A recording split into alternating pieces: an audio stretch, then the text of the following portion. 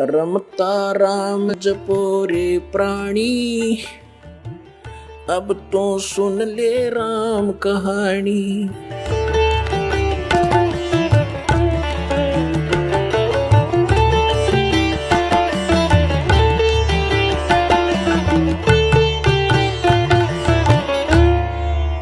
इस समय के विषय में, जो वर्तमान में समय चल रहा है, अब बात चल रही है संस्कार की, कि परमात्मा अपने भक्तों के संस्कार समाप्त कर देगा और अपने कोटे से फिर उनकी पूर्ति करेगा। तो फिर हम भक्ति भी कर सकते हैं, परमात्मा की सेवा भी कर सकते हैं और अपने मोक्ष भी प्राप्त कर सकते हैं। अब जैसे आपको बहुत बार इस समय के विषय में और इस दास के विषय में बहुत सी भविष्यवाणियां भी आपको सुनाई गई है कि ये ऐसा अनमोल समय है पुण्यात्माओं, भगवान ने तो ये निर्धारित कर ही रखा है 600 वर्ष पहले। वैसे तो परमात्मा ने प्रथम सतयुग में कह दिया था इस काल से कि चौथा युग जब कलयुग आई तब हम अपना अंश पठाई, हम अपना दास भेजेंगे और फिर काल फंद छूटा नरलोई, काल का झंझट सारा खत्म करेगा सब नर नारियों का और सकल सृष्टि परवानिक होई। कलयुग बीतता 5500 पाचा जब ये वचन मेरा होगा साचा। कौन सा? कि मैं सत्संग अपना अंश भेजूंगा, ये वचन कि मैं अपना अंश भेजूंगा और सारी सृष्टि नाम लेवेगी उस मेरे दास से और सबका कल्याण होएगा, सबका मोक्ष होएगा।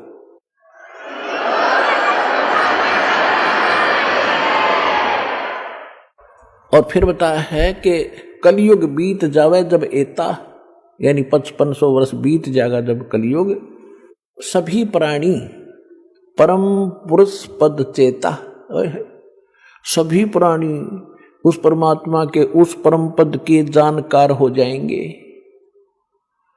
कौन से के? गीता अध्याय नंबर 18 के श्लोक नंबर 62 में, गीता अध्याय नंबर 15 के श्लोक नंबर 4 में कहा कि अर्जुन तू सर्वभाव से उस परमेश्वर की शरण में जा, उसकी कृपा से तो परम शांति को और सनातन परम धाम को प्राप्त होगा।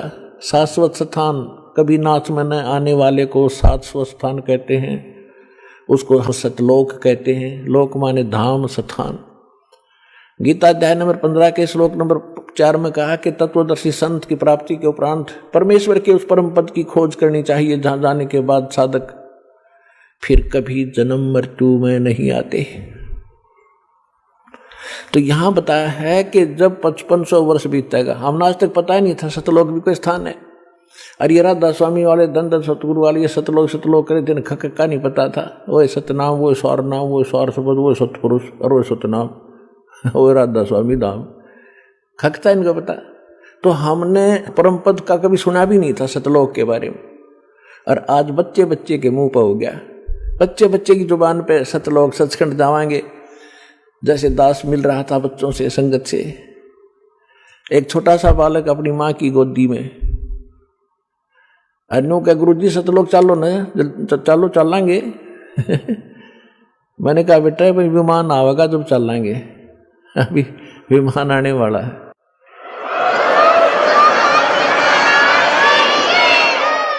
तो यहां कहा कि सभी प्राणी परमेश्वर के उस परम पद की परिचित हो जाएंगे। तो उसी के विषय में एक फ्लोरेंस नाम की भविष्यवक्ता अमेरिका की थी, वो भारत के संत के बारे में गुणगान कर रही है। नास्ट्रेदम्स फ्रांस का रहने वाला था, वो भी कहता है भारत में एक महापुरुष संत आएगा जो पूरे विश्व को सच्चा ज्ञान देगा और एक सबद समाज की स्थापना करेगा, विकार रहित होगा, आपस में बुराई नहीं रहेगी, लड़ाई नहीं रहेगी। तो उसी के संबंध में थोड़ी सी और सुनाते हैं आपको। एक ये पुस्तक है, पुरानी सी हाथ लगी है किसी भगत का। ये हमारे भगत तक खोजी हो गए, उनको कहीं पर भी कोई सुराख मिलता है उनको तो पता ही लग जाता है ये किसके विषय में बोल रखा है। अब नास्ट्रेदम्स की भविष्यवाणी या किसी भी संत की, उस संत के विषय में जो भविष्यवाणी है, कोई किसी पर सेट कर रहा है, कोई किसी पर कर रहा है, वह पूरी हो ही नहीं सकती। अब हाथी के कपड़े को अस्त्र को और जोटे बदर के देखे कीता होगा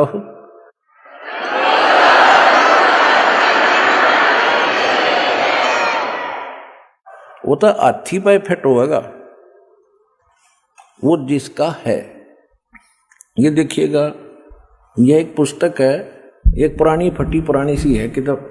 ये देखो, युग निर्माण की सुनिश्चित संभावना, ये तो इसका नाम है, टाइटल है। लेखक है इसका बलराम सिंह परिहार, प्रकाशक है युग निर्माण योजना, गायत्री तपोभूमि मथुरा से। बस इतना ही उल्लेख है इसका, ज़्यादा आगे नहीं लिखा, ये फटा हुआ ज़्यादा है। ये देखिएगा पृष्ठ नंबर 19 पे, ये पृष्ठ नंबर 19 है। इसके पृष्ठ नंबर 19 पे यानी 19 पे क्या लिखा है कि स्वाधीनता यानी आज़ादी के 4 वर्ष बाद एक शक्तिशाली धार्मिक संस्था प्रकाश में आएगी और सारे संसार का उद्धार करेगी। उद्धारक इस संस्था का स्वामी संचालक होगा। अब यहाँ ये क्या है कि किसी एक भविष्यवाणी है, हंगरी नाम का कोई भविष्यवक्ता था, उसकी ली है इसने, अपनी पुस्तक तैयार की है, लोगों की सुना के पढ़ा के, तो इसने अपने हिसाब से इन्होंने उस पर सेट कर रखी है। इसका अर्थ ये था कि 1947 में भारत स्वतंत्र हुआ, उसके 4 वर्ष बाद दास का जन्म हुआ 1951 में। इसका अर्थ तो ये बनता है कि स्वाधीनता के 4 वर्ष बाद 1951 में एक संत का जन्म होगा जो धार्मिक संस्था को ऐसी बनाएगा जो पूरे विश्व का कल्याण करेगी।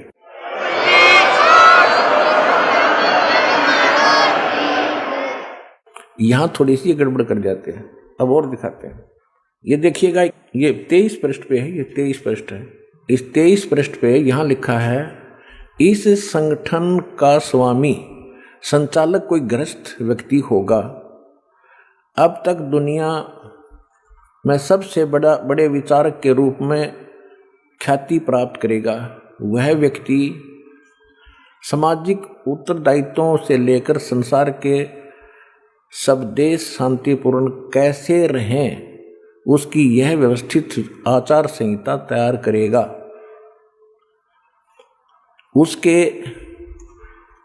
जीवन भर के संग्रहित विचारों को यदि एक पुस्तक में लिखा जाए तो बहुत बड़ी पुस्तक बन जाएगी। इसका अर्थ ये है। यहां एक 29 पृष्ठ पे देखिएगा, 29 पृष्ठ पे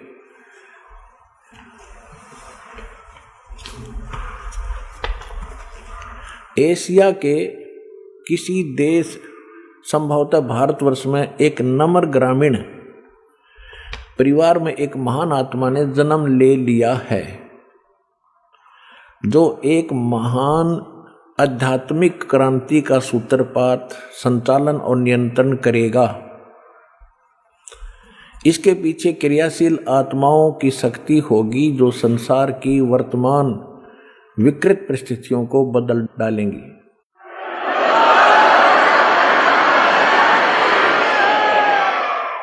उन्नीस 1999 में ये क्या बोला गया है कि एक ऐसे व्यक्ति ने जन्म लिया है जिसकी अकेले ही उत्पादित शक्ति किसी भी शक्ति संपन्न राष्ट्र के बराबर होगी।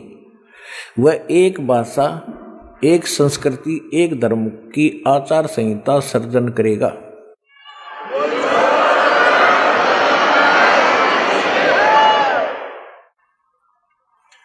यहां देखिएगा 43 पृष्ठ पे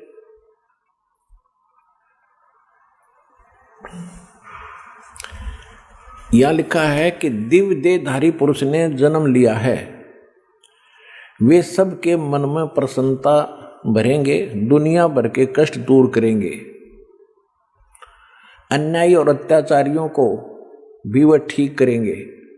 रात्रि के प्रथम पहर में जब मैं प्रगाढ़ निद्रा में होता हूं तो स्वप्न में एक दिव्य पुरुष को देखता हूं। दिव्य व्यक्ति को किसी जलाशय के निकट बैठे हुए इस योगी के मस्तक में दोनों भौं के जहाँ मिलती हैं तो उसमें अर्ध चंद्रमा के दृश्य होते हैं। उसके बाल सफ़ेद हैं शुभ्र वेशभूषा है यानी साधारण सुंदर, वर्ण गौर है, गोरा कलर है, तथा पैरों में चर्म विहीन पाहन यानी पादुकाएं हैं, बिना चमड़े की जूतियां पहनता है।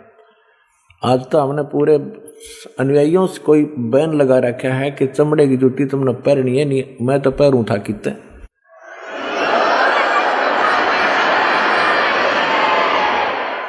आप सुन रहे थे जगत गुरु तत्वदर्शी संत रामपाल जी महाराज जी के मंगल प्रवचन। अधिक जानकारी के लिए विजिट कीजिए हमारी वेबसाइट www.jagatgururampalji.org। संत रामपाल जी महाराज जी के शुभ आशीर्वाद से पूरे विश्व भर में 500 से भी ज्यादा नाम दीक्षा केंद्र हैं, जिन पर संत रामपाल जी महाराज जी द्वारा ऑनलाइन निशुल्क नाम दीक्षा दी जा रही है। अपने नजदीकी नाम दीक्षा केंद्र का पता करने के लिए संपर्क करें 8222880541।